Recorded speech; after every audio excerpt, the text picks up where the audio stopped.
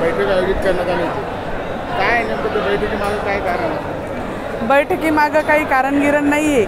आमचे मनोजदादा जरांगे यांनी सरकारला अल्टिमेटम दिलेला आहे 13 जुलैचा. तर आम्हाला शांतता रॅली म्हणजे रोड शो आमच्या म्हणजे महाराष्ट्रातल्या प्रत्येक माता भगिनी त्यांच्या पाठीमागे उभे राहणार आहे आणि त्याचं काही दुसरं म्हणजे वेगळा काही अर्थ नाही आहे. ते फक्त दादांना समर्थन करण्यासाठी महाराष्ट्रातले प्रत्येक बांधव, महाराष्ट्रातले प्रत्येक माता माऊल्या तिथे येणार आहे आणि शांतता रोड रॅली पार पडणार आहे.